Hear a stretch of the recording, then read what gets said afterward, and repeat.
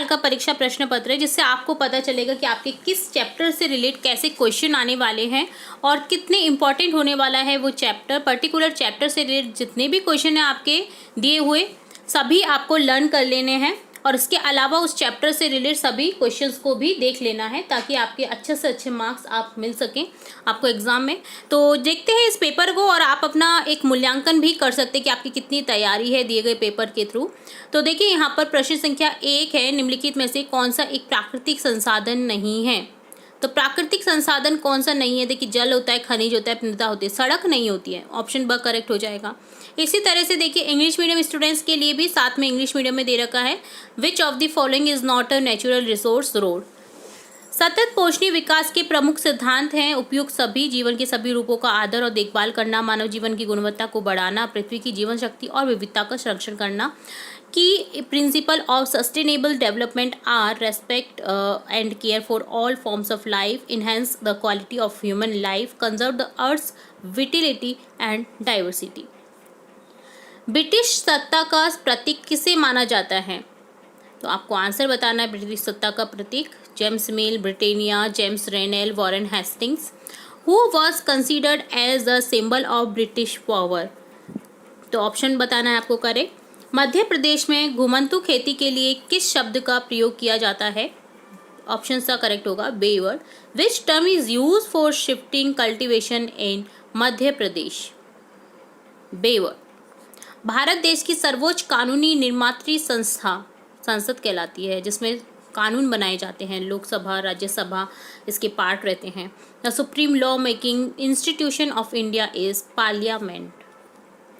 संविधान की व्याख्या का अधिकार मुख्य रूप से सरकार के किस अंग के पास होता है? न्यायपालिका। Which organ of the government has the right to interpret the constitution?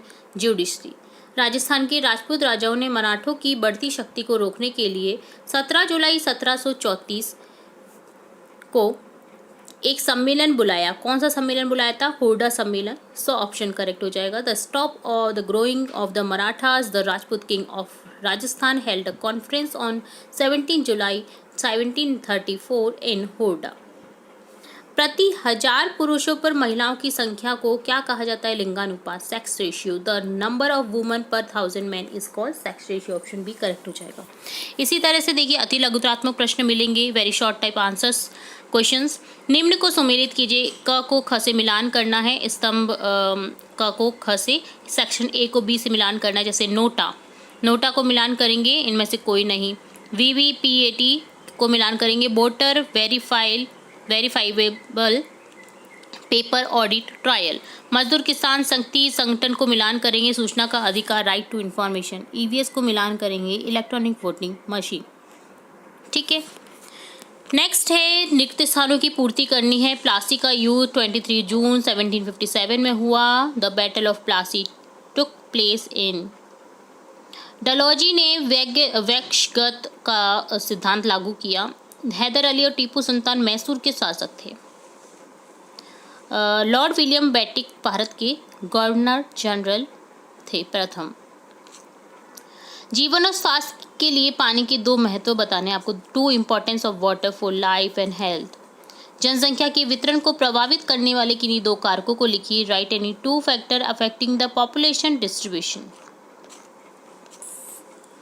Bharat में 1857 ईस्वी की क्रांति का तात्कालिक कारण क्या था? What was the immediate reason for the revolution of 1857 AD in India?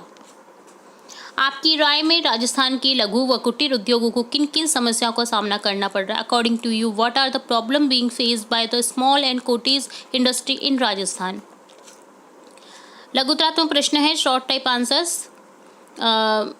Bharat में न्यायपालिका की संरचना को एक पिरामिड बनाकर स्पष्ट कीजिए। Explain clearly the structure of Indian judiciary through a pyramid. घरेलू हिंसा से आप क्या समझते हैं? What do you understand by domestic violence? आदिवासी लगातार हाशिए पर क्यों खिसकते जा रहे हैं? Why are the tribals constantly shifting to marginal lines? Write any 2 reasons. नैतिक रूप में निंदनीय पद से आप क्या समझते हैं? What do you understand by term morally reprehensible? Mahatma Gandhi बच्चों को किस प्रकार की शिक्षा देने के पक्षधर थे? What type of education was Mahatma Gandhi in favour of giving to children? Raja Ram Mohan Roy ने समाज सुधार के क्षेत्र में क्या क्या कार्य किए? What were the work done by Raja Ram Mohan Roy in the field of social reforms? यूरोपीय बाजार में भारतीय नील की मांग अधिक क्यों थी? Why was a great need of Indian Indigo in European market?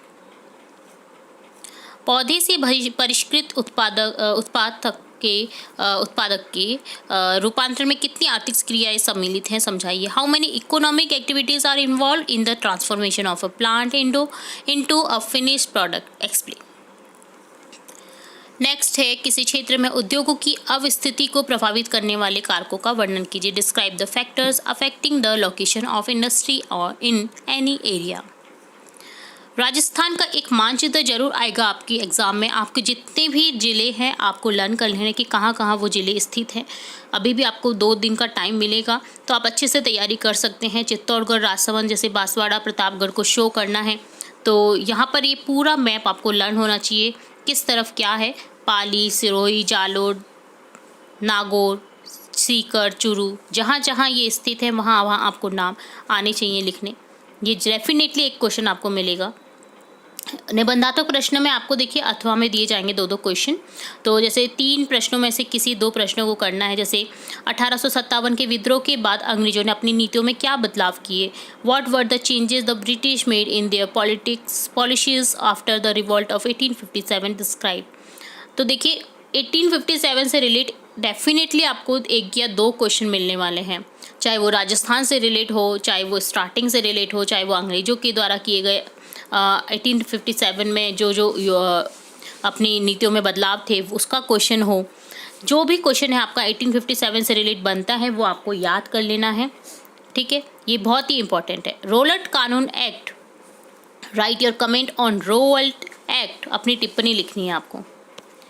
Next question है, असहयोग आंदोलन पर अपने विचार। एक देखिए आंदोलन जो हुए हैं, जो आंदोलन हुए हैं उनके बारे में भी आपको पूरा पढ़ना, अभी से पढ़ लेना है या लर्न कर लेना है उनको। जैसे चंपारण आंदोलन हुआ, असहयोग आंदोलन हुआ, जो भी आंदोलन किए गए हैं, ठीक है, तो वो भी आपको लर्न करने हैं। कोऑपरेशन मूवमेंट जिसे कहते हैं इंग्लिश में। नेक्स्ट है 33 क्वेश्चन, मृदा किसे कहते हैं? मृदा निर्माण को प्रभावित करने वाले कारकों का वर्णन कीजिए। या फिर आप कर सकते हैं टिप्पणी करनी है, जल संसाधन, वाटर रिसोर्स, या भूमि संसाधन का संरक्षण, कंजर्वेशन ऑफ लैंड रिसोर्सेज। तो what is soil? Describe the factor affecting the formation of soil. या तो ये करना है या फिर वाटर रिसोर्स या कंजर्वेशन ऑफ लैंड रिसोर्स, ये करना है। बट आपको सभी क्वेश्चन को लर्न कर लेना है और इससे रिलेटेड जितने भी इंपॉर्टेंट क्वेश्चन इस चैप्टर में है वो भी आपको लर्न कर लेने हैं। इसी तरह से यहाँ पर देखिए आपका ये क्वेश्चन है, भारतीय संविधान में उल्लिखित मौलिक अधिकारों का वर्णन करना है। Fundamental right mention in the Indian constitution. Constitution से रिलेटेड जितने भी इंपॉर्टेंट क्वेश्चन बनते हैं वो भी आपको लर्न कर लेने हैं। हमने जो मॉडल पेपर देखे हैं आपको वो पूरे लर्न करके जाने हैं, 8 के 8। जितने भी हमने मॉडल पेपर देखे हैं, जितने भी हमने वर्कशीट से रिलेटेड क्वेश्चन देखे वो आपको करके जाने हैं। इसके अलावा मैं आपको और में दिया गया है, धर्म को राज्य से अलग रखना महत्वपूर्ण है, कथन को स्पष्ट कीजिए। It is important to keep religion separate from the state, explain the statement. तो देखिए इस तरह का क्वेश्चन भी आपको एक मिलने वाला है पक्के से, ठीक है। कंफर्म है कि कॉन्स्टिट्यूशन या जो भी आपके एक्ट से रिलेट क्वेश्चन है, कानून से रिलेट क्वेश्चन है, वो आपको आएंगे ही आएंगे एग्जाम में। और लास्ट क्वेश्चन आपका इस पेपर में है जो कि 3 में से 2 क्वेश्चन करने हैं। जैसे स्वास्थ्य संबंधी योजनाओं कार्यक्रमों के नाम बताते हुए निःशुल्क दवा और जांच योजना के बारे में अपने शब्दों में लिखिए। Mention the name of health related scheme and program, explain in your own words about the freedom medicine and testing schemes. या फिर आप कर सकते हैं पंचायती राज के त्रिस्तरीय ढांचे का स्वरूप बताइए। Describe the 3 tier structure of the Panchayati राज।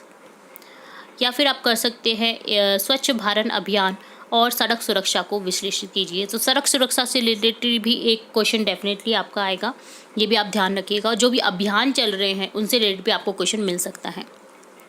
तो इस तरह से डन होता है ये कंप्लीट पेपर। होप सो आपको कंप्लीट पेपर समझ में आया होगा, आपको अपना आकलन भी पता चला होगा कि आपके कितने क्वेश्चन सही हो रहे हैं या आपको कितने क्वेश्चन के आंसर्स आ रहे हैं, ठीक है। तो यहाँ पर देखिए मैंने अति लघुतरात्मक और लघुतरात्मक प्रश्नों के उत्तर तो बताए थे आपको। निबंधात्मक और लघुतरात्मक प्रश्न के उत्तर जो बड़े बड़े क्वेश्चन हैं वो मैंने नहीं बताए हैं, जिन्हें आप नोट डाउन कर सकते हैं अपनी जो भी आप जिससे भी पढ़ते हैं बुक्स में से नोट डाउन कर सकते हैं, लर्न कर सकते हैं। तो इस तरह का ये पैटर्न रहने वाला है अपने आगामी एग्ज़ाम में। तो होप सो ये वीडियो काफ़ी इंपॉर्टेंट रहेगा आप सभी के लिए।